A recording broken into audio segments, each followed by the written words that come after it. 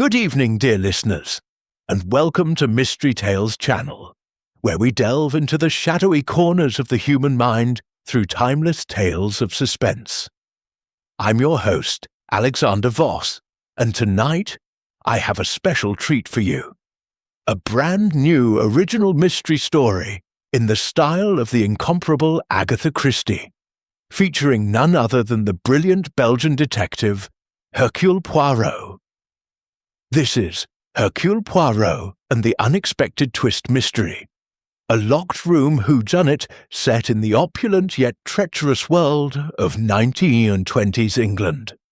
Chapter 1. The Invitation to Harrington Manor.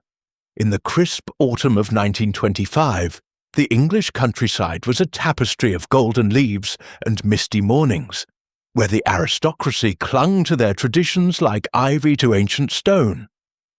Harrington Manor, a sprawling estate in the heart of Sussex, stood as a monument to old money and whispered secrets. Its owner, Sir Reginald Harrington, a man of 60 with a moustache as stern as his business dealings, had amassed a fortune in colonial imports, spices, silks and scandals, some said. Sir Reginald was not one for idle gatherings, but this weekend was different. He had summoned a select group to his home under the guise of a celebratory retreat. The invitations, penned in elegant script on cream vellum, arrived at various London addresses, each promising an evening of fine wine, finer company, and matters of import. First among the guests was his wife, Lady Amelia Harrington, a woman of 45 whose beauty had faded into a sharp elegance, like a rose preserved in frost. Married to Sir Reginald for 20 years, she bore the weight of a loveless union, her days filled with charity luncheons and hidden resentments. Rumours swirled in society circles of her discreet affections for a certain young artist, though none dared speak it aloud. Their son, Arthur Harrington, aged 28, arrived from Cambridge, where he pursued a degree in classics with more enthusiasm for gambling dens than lecture halls. Tall and dashing, with his father's piercing eyes, Arthur was heir to the estate, but drowning in debts from ill-advised wagers. He viewed the weekend as an opportunity to plead for funds, or perhaps something more permanent. Eliza Harrington, the daughter 25 and unmarried, was a modern woman, bobbed hair, cigarette holder, and a penchant for radical ideas. She had recently returned from Paris, where she dabbled in literature and less savoury pursuits. Her motive? A fierce independence clashing with her father's iron control over her allowance. Then there was Mr. Victor Lang, Sir Reginald's business partner, a shrewd importer from Manchester, 52, with a face etched by years of cutthroat deals. Their partnership teetered on ruin after a failed venture in Indian teas. And Lang blamed Sir Reginald's stubbornness for the losses. Dr. Evelyn Thorne, a 40-year-old physician and old family friend, brought a touch of intellect to the party. Unmarried and dedicated to her Harley Street practice, she had treated Sir Reginald's ailments for years, privy to his medical secrets, including a heart condition that could prove fatal under stress. Finally, Mr. Harold Blake, a rival importer and former friend turned enemy, completed the circle. At 58, Blake's grudge stemmed from a betrayed deal years ago, costing him his fortune. His invitation was a surprise, perhaps an olive branch, or a trap. And then there was Hercule Poirot. The diminutive Belgian detective, with his egg-shaped head, waxed moustache, and impeccable suits, had been invited at the insistence of Lady Amelia, who admired his reputation from the society pages.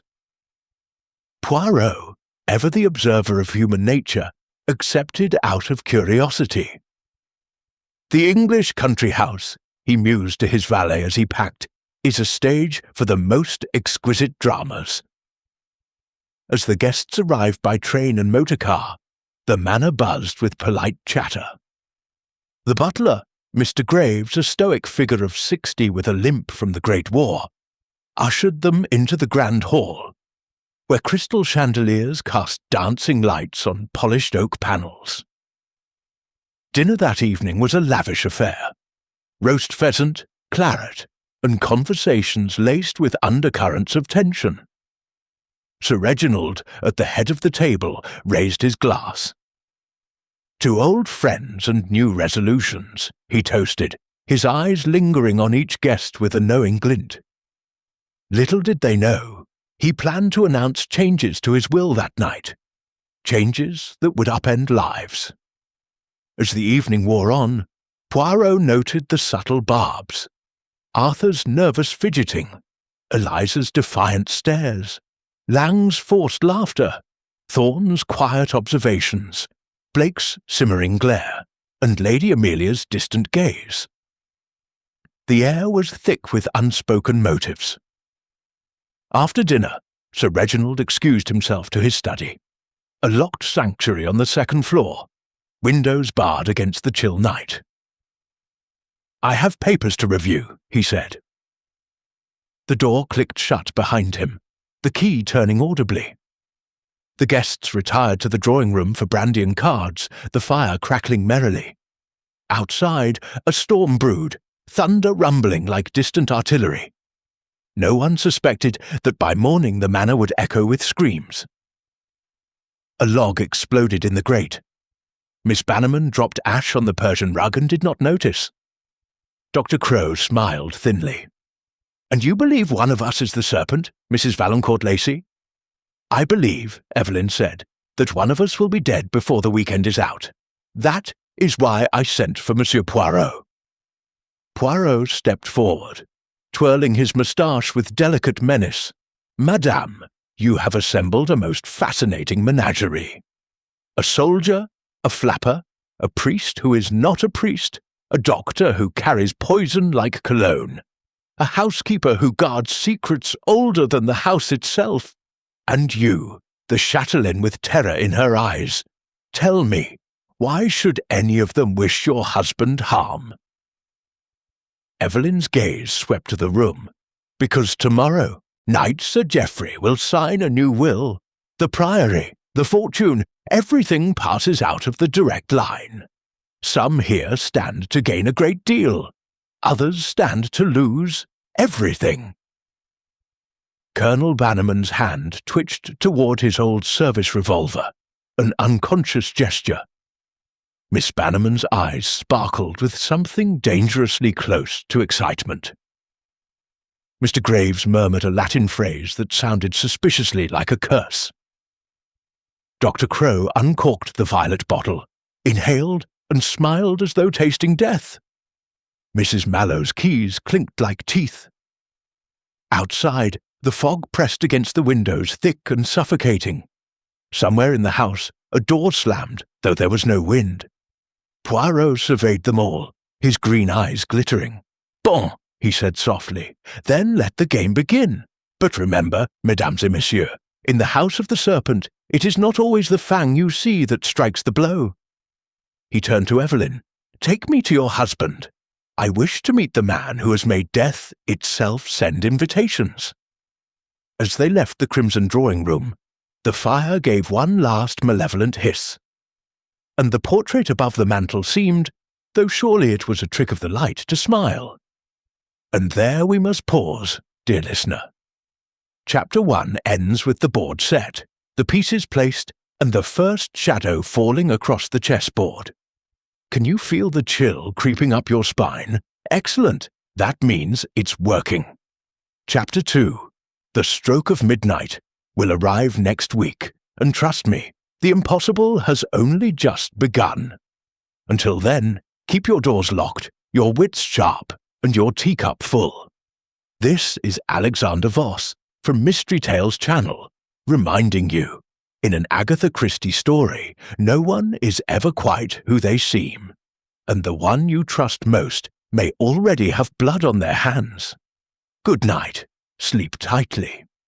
Chapter 2, The locked door of death. The storm broke at midnight, rain lashing the manor's leaded windows like accusing fingers. Lady Amelia retired early, claiming a headache, while the others lingered in the drawing room.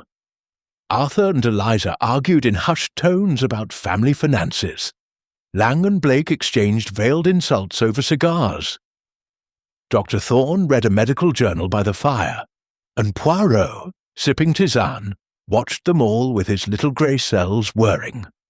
It was Graves who discovered the horror. At precisely 7 a.m., as dawn pierced the clouds, he carried Sir Reginald's breakfast tray to the study. Knocking thrice received no answer. Concerned, he tried the handle, locked. Peering through the keyhole, he glimpsed his master slumped over the desk, a pool of blood staining the blotter. "Help! Murder!" Graves shouted, his voice echoing through the halls. The household erupted. Guests in dressing gowns rushed to the scene. Arthur pounded on the door. Eliza screamed. Lady Amelia arrived pale and trembling. Poirot, impeccably dressed even at this hour, took charge. "Stand back, mes amis. We must preserve the gage-dashed scene." The door was solid oak, locked from within, the key still in the lock on the inside, as seen through the keyhole. Windows were latched shut, bars intact, no signs of forced entry. The chimney was too narrow for a man, and the room had no secret passages, as confirmed by blueprints later. Breaking the door with an axe from the stables, they entered. Sir Reginald sat at his desk, a single gunshot wound to the temple. The revolver, his own from the drawer, was missing. No powder burns on his hands suggested suicide was unlikely. Papers scattered, including a half-written will amendment disinheriting Arthur and favouring Eliza. The local constable, summoned by telephone, arrived with Inspector Japp from Scotland Yard, an old acquaintance of Poirot's. "Blimey, Poirot, another locked room. You're a magnet for these." Poirot examined the body. Death around 2 a.m., rigour just setting in. The room smelled of gunpowder and Sir Reginald's cologne. A broken vase lay on the floor, shards glistening. Outside, muddy footprints circled the manor, but none near the study windows. Suspects were questioned in the library.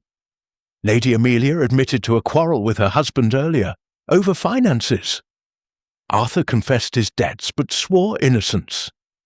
Eliza mentioned overhearing her father on the telephone, arguing with someone unknown. Lang and Blake each accused the other of sabotage. Dr. Thorne revealed Sir Reginald's heart pills were missing from his desk. Poirot's eyebrows ascended like theatre curtains. He turned the ticket over in his neat manicured fingers. First class, London Paddington to Chippenham, departure Friday. 13th of November 1925, 11:05 a.m. Beneath the ticket lay a single blackthorn leaf, pressed flat and fragrant with winter. He rang the bell. George, his valet, appeared with the silent efficiency of well-oiled clockwork. "George, we are summoned to the country. Pack the green wool overcoat, the grey spats and the revolver I swore I would never carry again. Also, the small leather case with the magnifying glass and the tweezers. One never knows when a thorn may prove sharper than it seems." George allowed himself the ghost of a smile. "Very good, sir. Shall I inform Captain Hastings?" "Alas, Hastings is in Argentina chasing a señorita and a cattle ranch. This time, mon ami, it shall be only Hercule Poirot and his little grey cells." Friday dawned iron grey. A fog thick as Devonshire cream smothered London. Poirot, wrapped in the green coat and carrying a Malacca cane with an ivory handle shaped like a parrot, boarded the train with the satisfaction of a man who knows the universe has arranged a puzzle precisely to his measurements. The journey southwest was a slow unfurling of England, soot-blackened suburbs giving way to water meadows, skeletal willows, and hedgerows laced with frost. At Chippenham, a gleaming Rolls-Royce Phantom II waited, its chauffeur clad in black livery and an expression of perpetual mourning. "Mr. Poirot," the chauffeur intoned, touching his cap. "Name's Reese. Madam's orders was to bring you straight to the Priory. No delays." Poirot climbed in. The car purred through narrow lanes where the hedges scraped the windows like desperate fingers. After 20 minutes, the fog parted, and Blackthorn Priory revealed itself. Imagine, if you will, a house that had forgotten it was merely stone and mortar. Gothic arches reared like cathedral ribs. Gargoyles sneered from every corner. Windows glinted with the malevolence of 1,000 watchful eyes. Ivy strangled the walls so completely that the building seemed to breathe through the leaves. A single tower leaned slightly, as though listening. Reese opened the door. "Mind the steps, sir. They're older than sin and twice as slippery." In the entrance hall, a fire roared with unnecessary violence. Above the mantel hung a portrait of a woman in Elizabethan dress, her eyes following Poirot with unsettling familiarity. The air smelled of damp stone, beeswax, and something metallic blood. No, merely the iron in the water, he told himself. A woman descended the grand staircase with the deliberate grace of a queen who knows the executioner is already sharpening his axe. She was perhaps 35, tall, with hair the colour of midnight and skin so pale it seemed translucent. Her gown was black velvet, high-necked, severe, mourning attire, though Poirot could not recall any recent death announced in the Times. "Monsieur Poirot," she said, extending a gloved hand, "I am Evelyn Valancourt-Lacey. The letter was mine." Poirot bowed over her hand with exquisite courtesy. "Madame, your summons intrigued me. One does not burn a letter unless the flames are preferable to the consequences of its discovery." A flicker of something, fear, admiration, crossed her face. "You are everything they say. Come, the others are gathering. We have little time." She led him through corridors panelled in oak dark as bitter chocolate. Portraits glared. Admirals, dowagers, a crusader with a decidedly murderous gaze.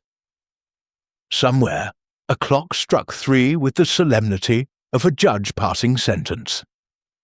They entered the crimson drawing-room, so called because every surface was drenched in variations of red, damask walls, ruby carpets, blood-coloured velvet on chairs that looked as though they had been carved from the bones of dragons.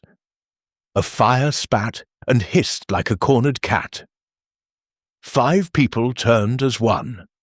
First, Colonel Archibald Bannerman, late of the Punjab Rifles, 60, ramrod spine, moustache waxed to bayonet points, eyes the faded blue of a man who has seen too many massacres and not enough mercy. Beside him, Miss Daphne Bannerman, his niece, 23, bobbed hair, emerald green dress that scandalized 1925, and a cigarette holder longer than propriety allowed. She exhaled smoke with the languor of a woman who had already decided the world was hers to break.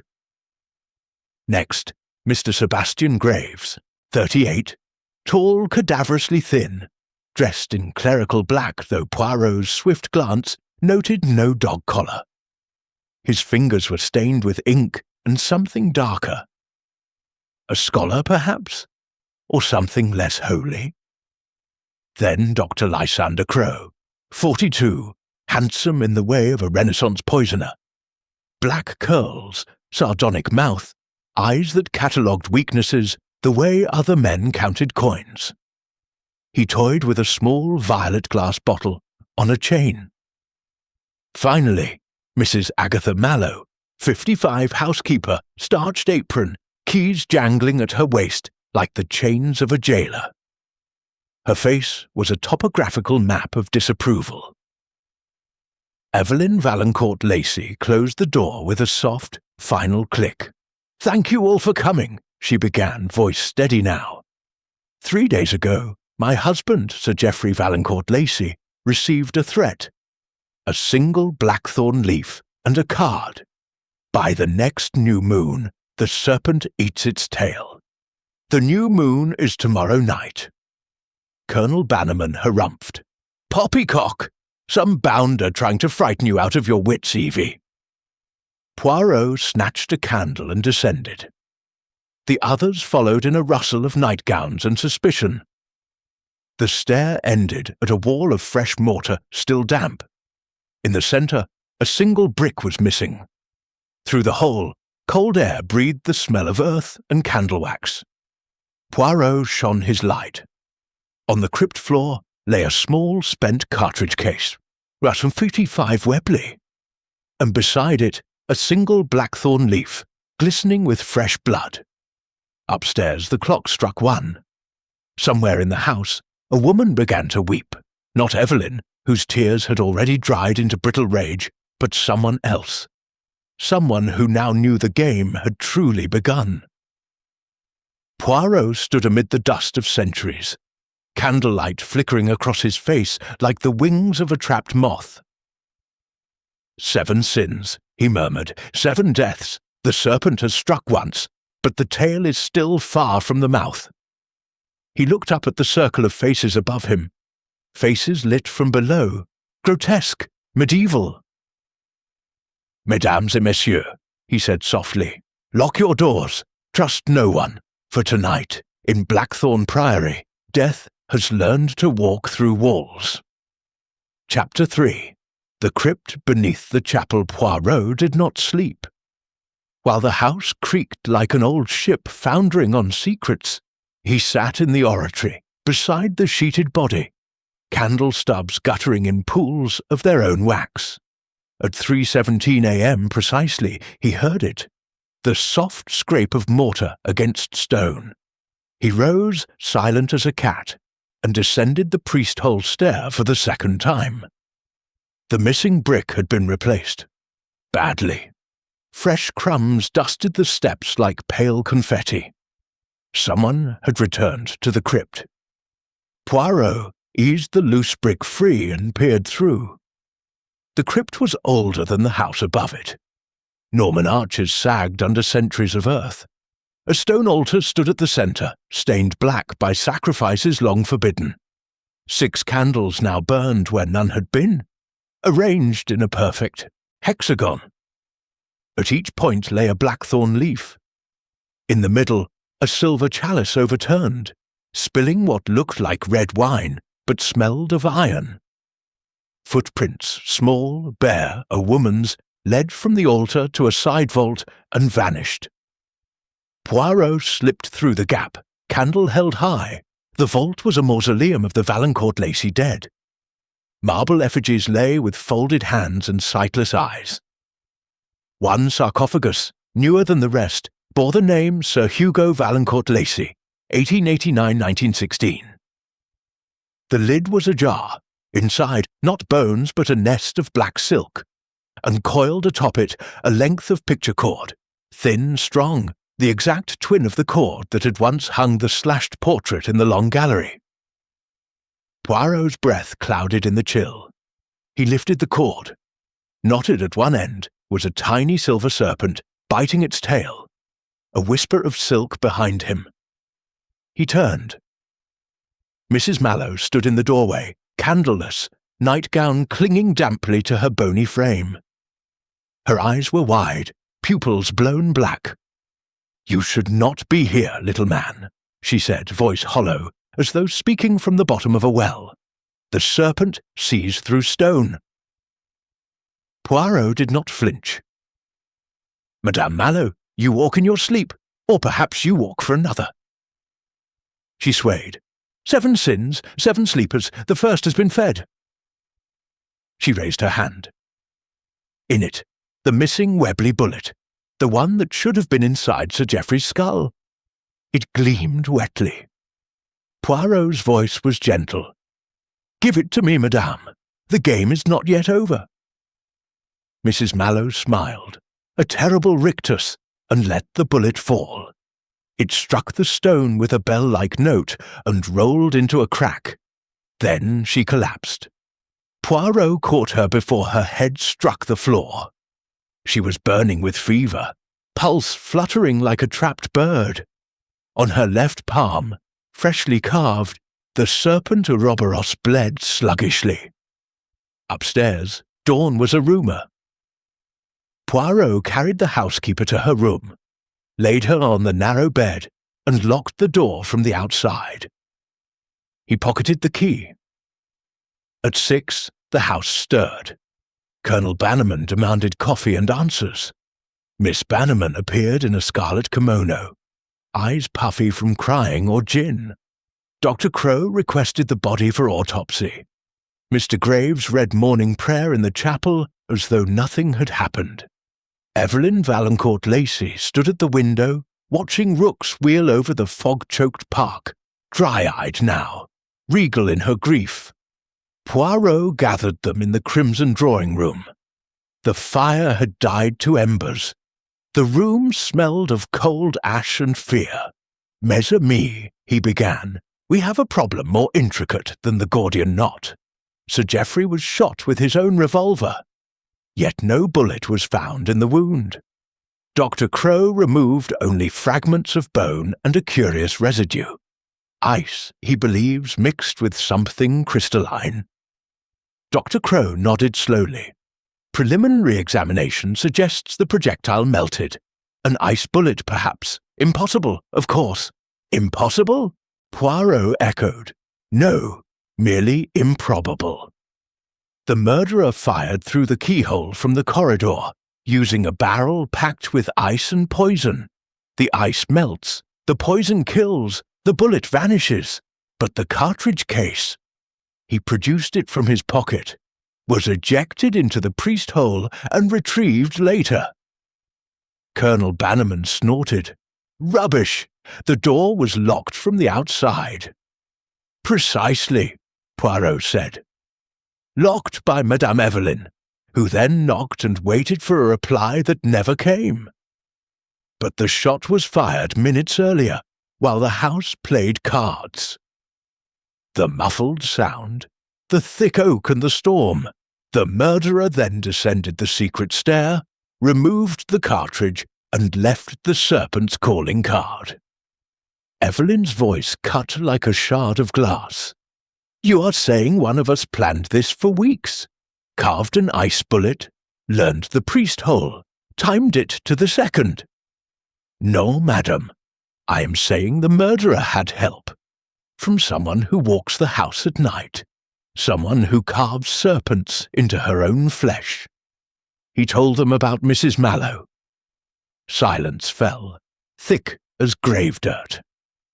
Miss Bannerman lit a cigarette with shaking fingers. "The old witch always gave me the creeps. Said I'd come to a bad end before I was 30. Mr. Graves crossed himself. "She was devoted to the family. Sir Hugo's nurse, then Sir Geoffrey's. She believes the Priory is alive." Dr. Crow's eyes narrowed. "Devoted enough to kill for it?" "Or to die," Poirot said quietly. He led them to Mrs. Mallow's room. The door was still locked.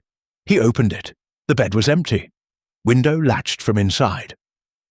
On the pillow, one blackthorn leaf and a single word scratched into the wood of the headboard with a fingernail. 1,000 words, 1,000 heartbeats. Chapter 3 ends with an empty bed and a promise carved in blood. Tell me in the comments who is controlling Mrs. Mallow, the house, the dead, or someone very much alive who hasn't yet spoken their first line. Chapter 4 arrives in 7 days. Until then, sleep with the light on. This is Alexander Voss, whispering from the priest hole. Chapter 4 The Confession of Daphne Bannerman. They found Mrs. Mallow at twilight, hanging from the chandelier in the great hall like a broken marionette. Her toes pointed downward in perfect ballet fifth position. The blackthorn cord around her neck had been pleated from the very picture cord stolen from Sir Hugo's coffin. A single sheet of Priory notepaper was pinned to her apron, with a silver hat pin. I fed the serpent. Forgive me. Monsieur Poirot stood beneath her swaying feet, hands clasped behind his back, eyes glittering like wet pebbles.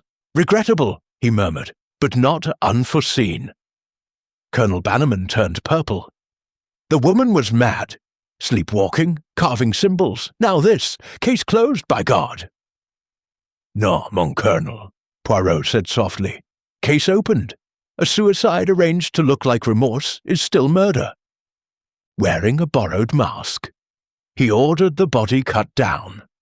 Dr. Crow performed the autopsy in the scullery because the light was better. Findings: tongue bitten half through, petechial hemorrhaging, but, crucially, no blackthorn fibres under the fingernails. Someone else had tied the knot. While the house reeled, Poirot slipped away to the long gallery. The slashed portrait had been removed. In its place hung a rectangle of darker wallpaper, like a wound that refused to heal. He ran his fingers along the frame. A faint click. The entire panel swung inward on concealed hinges, revealing a narrow viewing slit into the crimson drawing room below. Someone had watched every conversation since his arrival. He was still examining the mechanism when footsteps, light, quick, guilty, pattered behind him. Miss Daphne Bannerman, scarlet kimono swapped for a black velvet evening cloak, eyes swollen but defiant. Monsieur Poirot, she began, voice cracking like cheap porcelain. I have to tell you something before I lose my nerve. She closed the panel, leaned against it, lit a cigarette with a gold lighter shaped like a coffin. I killed him, she said. Poirot did not blink. Continue, mademoiselle. Not with my own hand. I'm not strong enough for ice bullets and priest holes. But I planned it. Every step. She exhaled smoke toward the ceiling. Uncle Archie is bankrupt. Lost everything in rubber shares. Sir Geoffrey promised to bail him out if I distracted him. Became his mistress. I refused. Geoffrey laughed and said he'd ruin us anyway. That was Tuesday. By Friday, I'd posted the serpent card myself. Poirot's moustache twitched. You forged the threat that summoned me. I wanted him frightened. I wanted him to feel hunted. Then Mrs. Mallow, she adored the old devil, offered to help. Said the house had ways, secret ways. She showed me the priest hole, the viewing slits, the old ice house where the gamekeeper once froze poachers' fingers into bullets for a wager. She even carved the serpent into her own hand, so no one would suspect an outsider. Daphne's voice dropped to a whisper.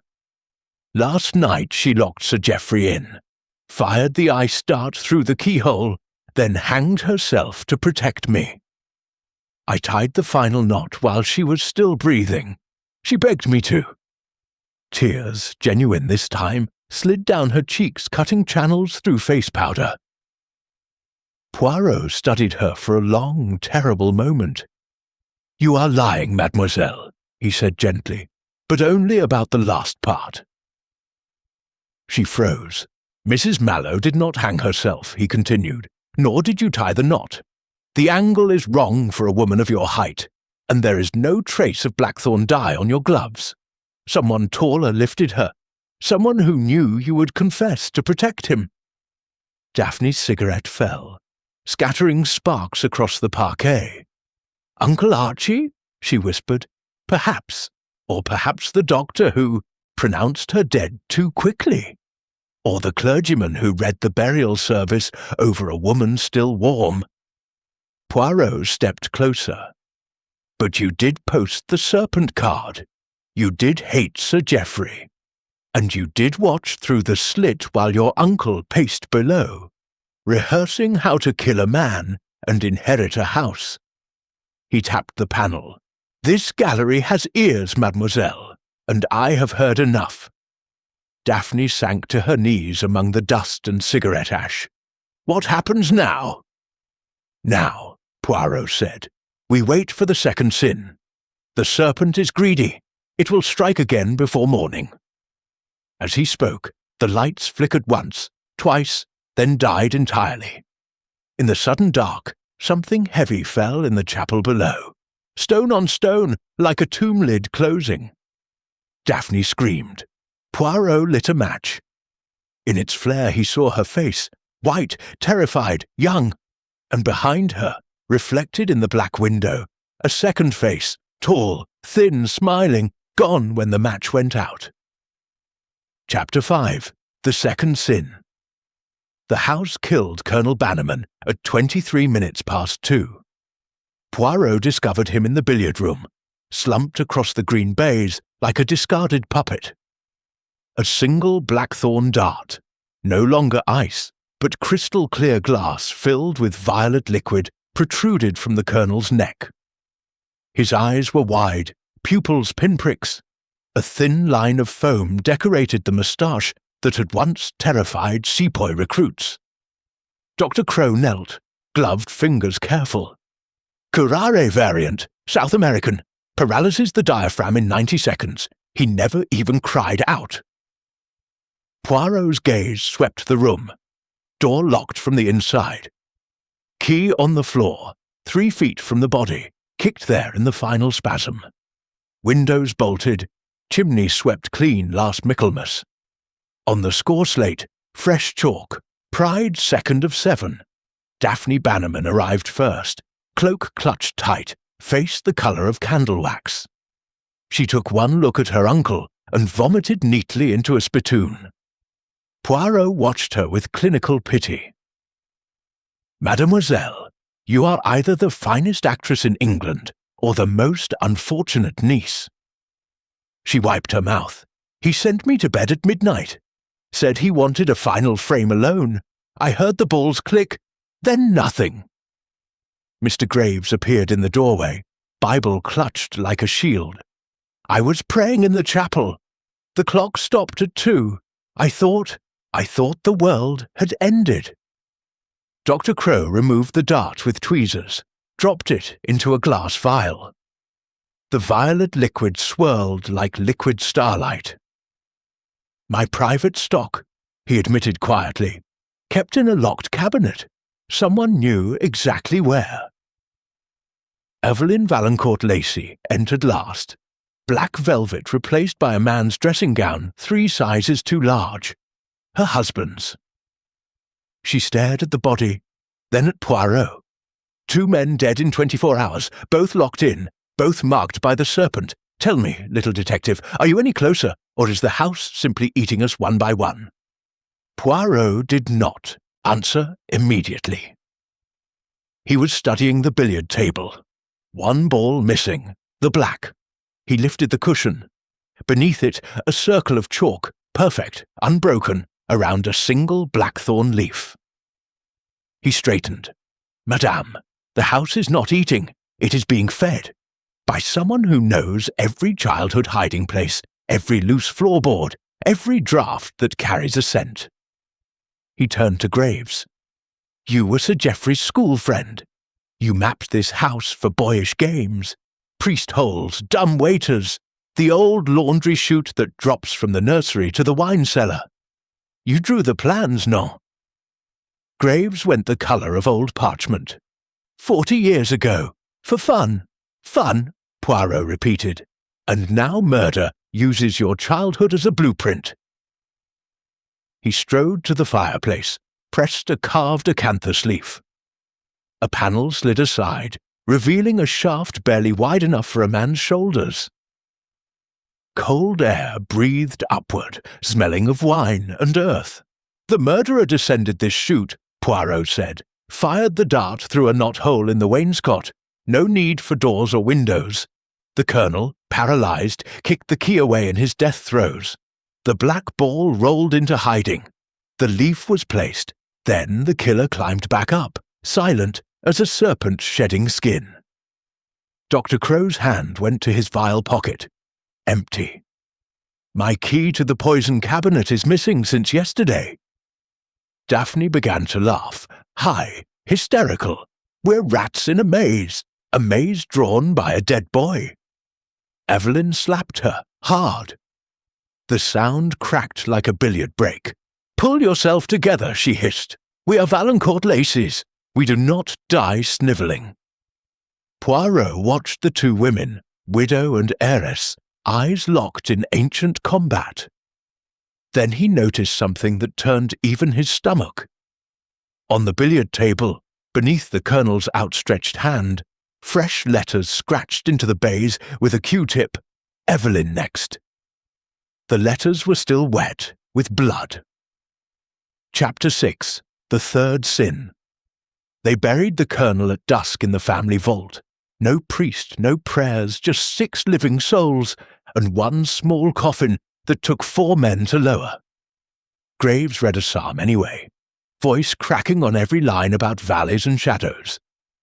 When the last shovelful of earth fell, the sky opened and rain came down like thrown nails. Back inside, Evelyn Valancourt Lacey locked the vault door herself, pocketed the key, and announced, "No one leaves this house until Poirot names the killer, or we are all dead. I, for one, prefer the first option." They gathered in the crimson drawing-room, fire roaring like a guilty conscience. Dr. Crow poured brandy with a doctor's precision. Daphne sat on the rug, hugging her knees, rocking. Mr. Graves stared at the portrait slit as though expecting it to bleed again. Poirot stood at the window, watching rain erase the footprints on the gravel. At 11:11 p.m., the lights died for good. Not flickered, died. Every bulb, every candle snuffed by a hand that was not human. Darkness so complete it had weight. Then a woman's scream, high and glass-thin, from the direction of the chapel. They ran with matches and one storm lantern. The chapel door stood open. Rain slashed in sideways. On the altar lay Dr. Lysander Crow, arms spread like a crucifixion, throat opened ear to ear. No weapon, no footprints in the puddles. Only a silver chalice overturned. Violet poison pooling with blood. Chalked beneath the altar in Crow's own hand. Envy. 3rd of 7. Poirot's lantern swung across the vaulted ceiling. Fresh, wet handprints, small, bare, led upward, across the beams, and vanished into the organ loft. He climbed the spiral stair alone. The loft was empty except for the great pipes, and a single blackthorn leaf pinned to the music rack by a scalpel still dripping. Downstairs, Evelyn's voice cut through the dark. 3 men dead, 3 sins, 4 of us left. The mathematics are not comforting. Daphne began to laugh again, the sound fraying at the edges. Pride, envy. What's next? Lust? Gluttony? Someone's working through the list like a grocery. Graves crossed himself so hard his rosary snapped, beads scattering like hail. "This is not murder," he whispered. "This is exorcism." Poirot descended, lantern casting his shadow gigantic across the nave. "Non, monsieur. This is theatre. Expensive, meticulous theatre. The killer wants us terrified, divided, confessing, and we are obliging beautifully." He knelt by Crow's body, lifted the left hand. A serpent branded into the palm. Fresh, cauterized with a red-hot shilling. The coin lay nearby, still warm. Poirot pocketed it. "Notice," he said, "the brand is on the left hand. Mrs. Mallows was right. The Colonel had none. Sir Geoffrey none. The killer marks only those who help him." Evelyn's eyes narrowed. "You're saying Crow was an accomplice?" "I'm saying," Poirot replied, "that Dr. Crow discovered who the serpent was, tried to blackmail him, and paid the price. The throat was cut post-mortem to hide the true cause. Asphyxiation.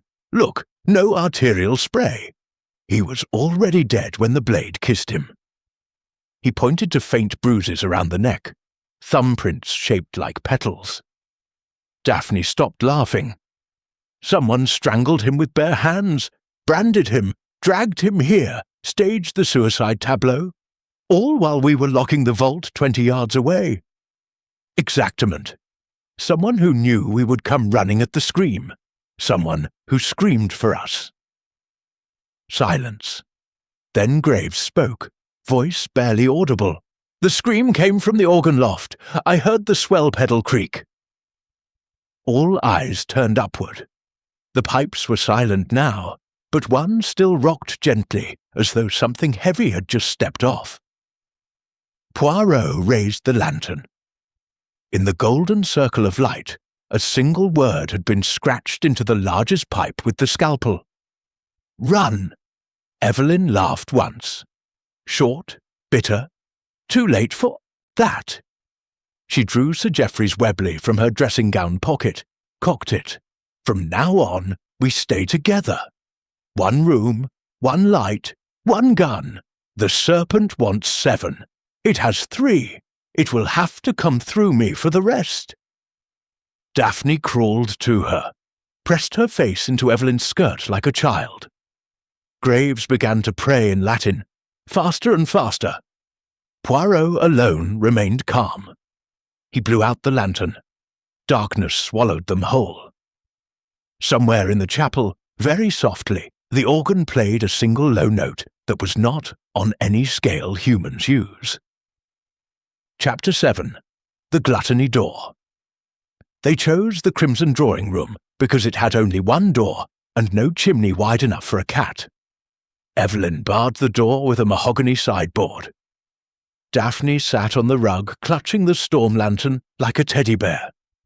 Graves knelt before the cold hearth, rosary beads clicking like dry bones. Poirot stood in the centre, hands clasped behind his back, eyes closed, listening to the house digest its dead. At 3:33 a.m., the temperature plummeted. Frost bloomed across the inside of the windows, though the fire still roared. Breath plumed white. Daphne's teeth began to chatter. "It's inside with us!" Evelyn levelled the Webley at the door. "Let it try." Poirot opened his eyes. "Non, madame, it already has." He pointed to the rug beneath Daphne's feet. The Persian weave was moving, rippling outward from the centre as though something beneath was licking the underside. Daphne screamed and scrambled back. The rug lifted like a tent. From the floorboards rose a smell, rich, dark, obscene, roast beef, burgundy, Christmas pudding, all rotting together. A section of parquet bulged, split. Up came a hand, grey, waterlogged, wearing Sir Geoffrey's signet ring, followed by the rest of him, bloated and glistening, dressed in the burgundy dressing-gown, now split at every seam. His mouth was sewn shut with blackthorn cord, but his belly had been slit ear to ear, and stuffed with blackthorn leaves packed so tight they burst like green fireworks when he moved. He lurched forward on all fours, leaving a trail of gravy and maggots. Daphne fainted clean away. Graves vomited into the hearth. Evelyn fired 3 shots point-blank into the thing's chest. The bullets punched holes that oozed dark syrup, but did not slow it. Poirot alone did not flinch. He stepped forward, placed his cane against the creature's forehead, and pushed. It collapsed like a deflated balloon, sagging into a puddle of cold gravy and wet leaves. A dummy. A ghastly, brilliant dummy, rubber, sawdust, pig's blood, and a gramophone speaker in the throat. From the speaker came a recorded voice, Crow's voice, slowed to a gurgle. "Gluttony, 4th of 7. Who fed the master until he burst?" The rug flipped entirely. Beneath, a trapdoor none of them had ever seen, yawning open onto stone stairs descending into the kitchen regions. From below rose the clatter of pans, the sizzle of fat, and a bah-ha woman's humming. "Oranges and lemons," say the bells of St. Clement's. Evelyn's hand trembled on the gun. "The kitchens are directly under us. Someone's been cooking." Poirot knelt, shone the lantern down. The stairs were slick with butter and blood. At the bottom, a table set for 6. Roast sirloin, Yorkshire puddings tall as hats, a swan made of marzipan with real feathers. Every place laid, every wine glass filled to the brim with crimson. and at the head of the table a seventh chair, empty, waiting. Written on the tablecloth in congealed gravy, "You are what you eat." Poirot's voice cut the silence like a scalpel. "Gluttony is not excess, mes amis. It is consumption. Someone has been eating the evidence, literally." The ice bullet melted into Sir Geoffrey's whisky. The curare dart dissolved in the Colonel's brandy. Dr. Crow's poison returned to its bottle, diluted, drunk by the one who stole it. He turned to Graves. "You, monsieur, you have not eaten since we arrived. Not a crumb. Yet your cassock hangs looser every hour. Where does the food go?" Graves backed against the wall, rosary snapping in his fist. I take communion daily. The wafer is not roast beef," Poirot finished. "You have been feeding the house, dropping morsels through the priest holes, the chutes, the speaking tubes, keeping the serpent fat while it slithers unseen." Graves lunged for the trapdoor. Evelyn fired once. The bullet took him in the thigh. He fell screaming down the buttered stairs, landing with a wet thud amongst the Yorkshire puddings. Poirot descended calmly, revolver now in his own hand, borrowed from Evelyn while she was distracted by horror. He stood over Graves. "Tell me the name," he said softly. "Tell me who holds the serpent's leash, and I will let you confess before you die." Graves laughed through blood-flecked teeth. "You still don't understand, little man. The serpent has no master. It was born here. In 1588, when the first Valancourt Lacey bricked a Catholic priest into the walls, alive for refusing to recant. The priest cursed the house to devour its owners sin by sin until the bloodline ends. Sir Geoffrey was the last. Evelyn is barren. The line dies with her. I only helped it along." He reached into his cassock, drew out a small blackthorn dart, glass violet, perfect. Before anyone could move, he plunged it into his own neck. His eyes rolled white. Final words bubbling. 4 down, 3 to go. The house always wins. He died smiling, face already bloating like the dummy upstairs. Poirot looked up the stairs at the two women, Evelyn and the unconscious Daphne, silhouetted against the firelight. Then at the empty seventh chair. Chapter 8. The Cold Room. They dragged Graves's body to the wine cellar because the kitchen was no longer safe. The cellar had one iron door, one bolt, one temperature, just above freezing. Perfect for keeping meat. Evelyn slammed the door, shot the bolt, leaned her forehead against the oak. Daphne sat on an upturned crate, knees to chin, whispering nursery rhymes to herself. Poirot stood among the dusty bottles, reading labels by the lantern's dying glow. "Sloth," he said suddenly. "The fifth sin, laziness of the soul. Someone who let the house do all the work." Evelyn's laugh was sharp as broken crystal. "We're all slothful now, too terrified to move. No, madame, one of us was slothful long before the first serpent card." He pulled a bottle from the rack, Chateau d'Yquem, 1893, turned it slowly. The wax seal was broken. Inside, not wine, but thick, dark syrup. He sniffed. Blackthorn reduction.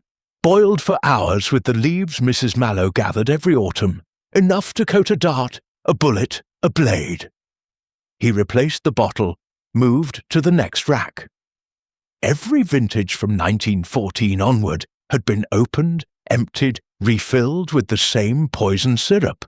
Hundreds of bottles, years of preparation. Daphne's whisper stopped. Someone planned this since the war. Since before, Poirot corrected. Since the priest was bricked alive. The curse was never magic. It was patience.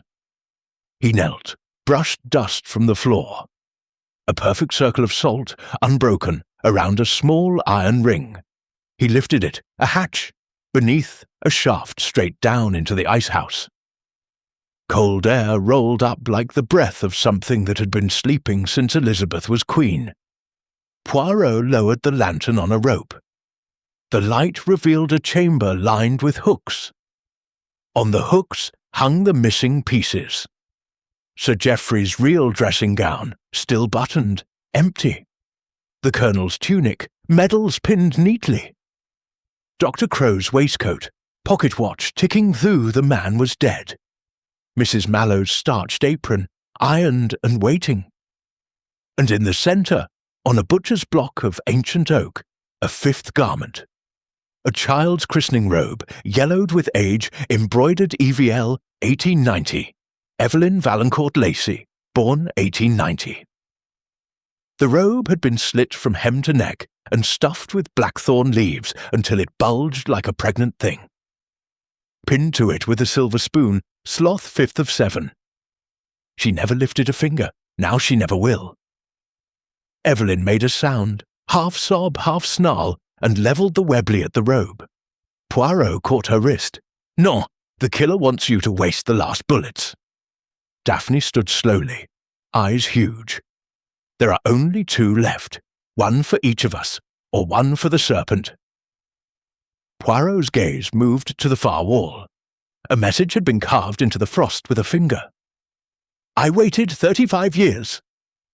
I can wait 1 more hour, come alone, or they both die." Below the message, a single blackthorn dart, empty, pointed to a narrow drainage grate. Poirot crouched. The grate lifted easily. Beyond, a tunnel barely wide enough for shoulders leading upward. He turned to the women. "Madame, mademoiselle, the hour has come for truth. One of you must stay here with the gun. The other comes with me." Evelyn's knuckles widened on the revolver. "I'm not leaving Daphne." Daphne smiled. A small, terrible thing. "You already did, 35 years ago." She reached into her cloak and drew out a second weapon. Mrs. Mallow's keys, jangling like bones.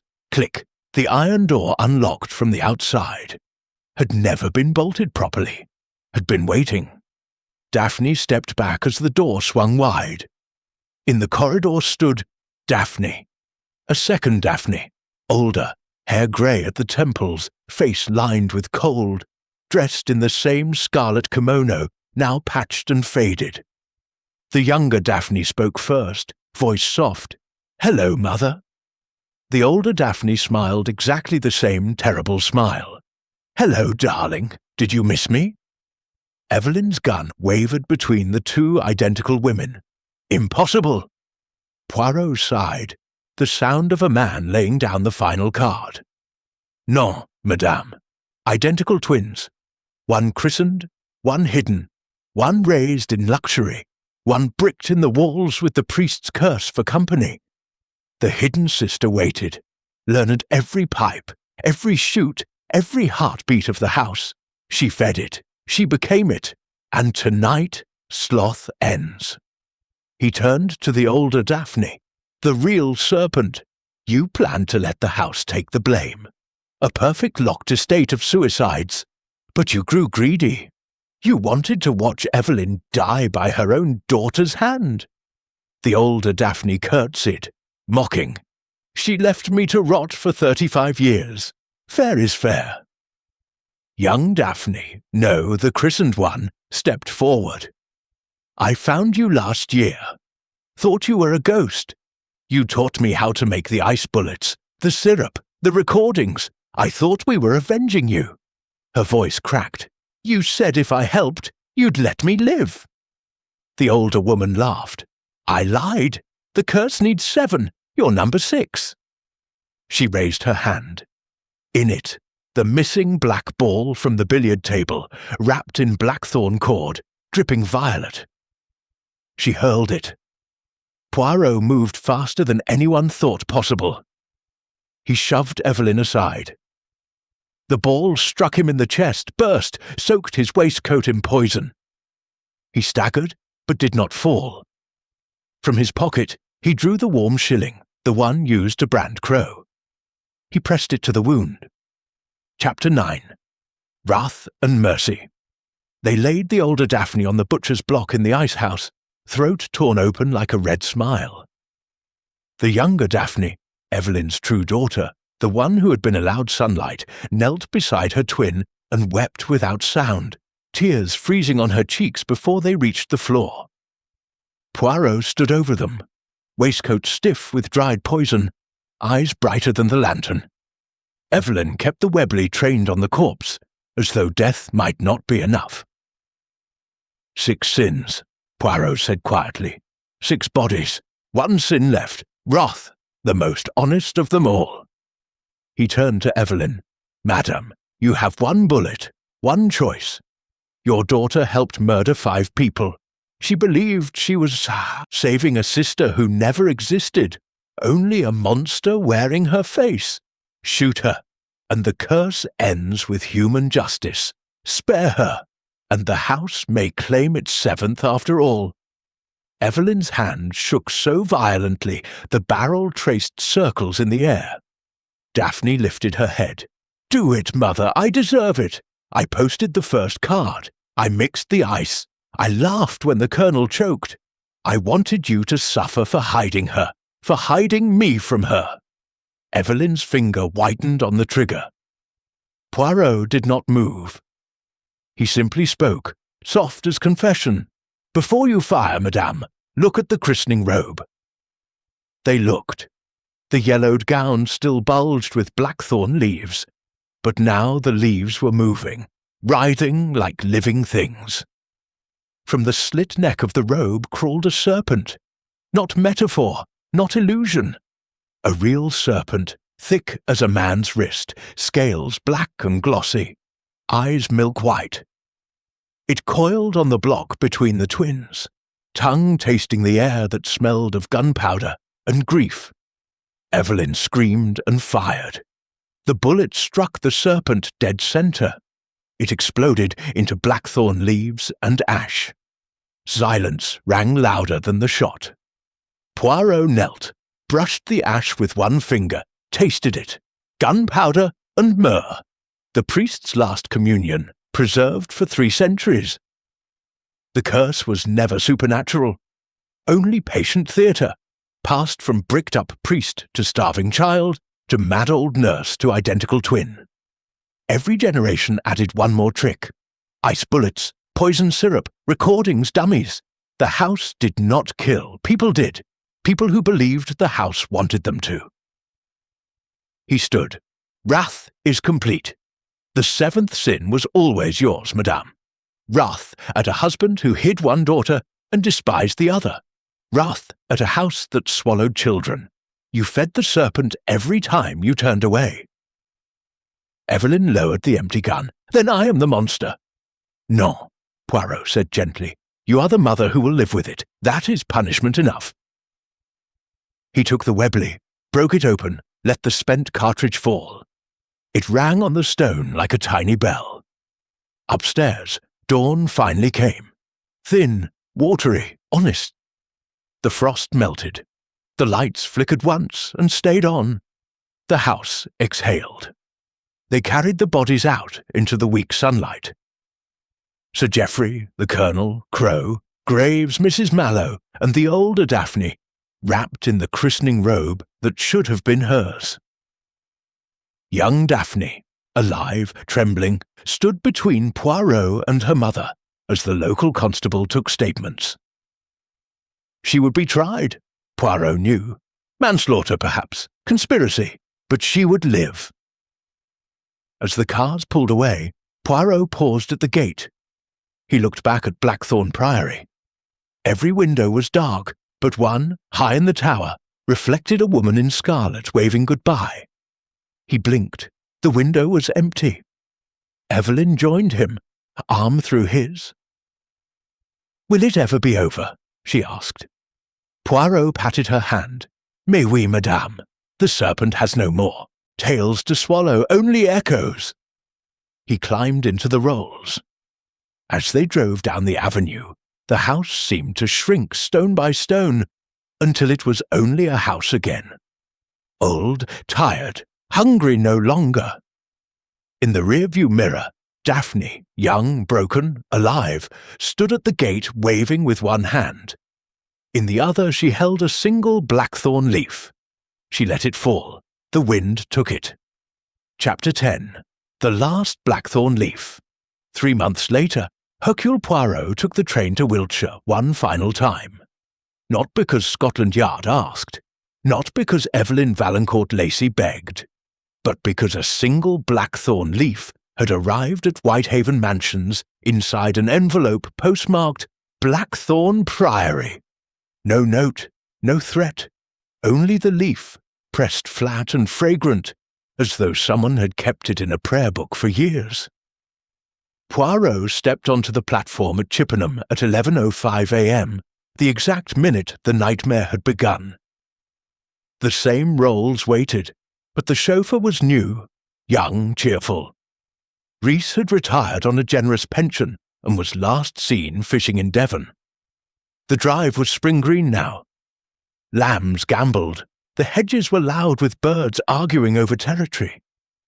Blackthorn Priory appeared around the final bend, like a house that had been asleep and woken up embarrassed. Scaffolding climbed one wing, repointing stone. Painters balanced on ladders whistling. A skip overflowed with blackened ivy, and the last of the gargoyles that had frightened generations.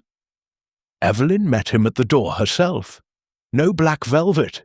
A simple linen dress the colour of primroses. Hair loose, silver threads catching the sun. She looked 10 years younger and 100 years tired. "Monsieur Poirot," she said, kissing both cheeks, "you came." "Madame, one does not ignore a blackthorn leaf. It is impolite."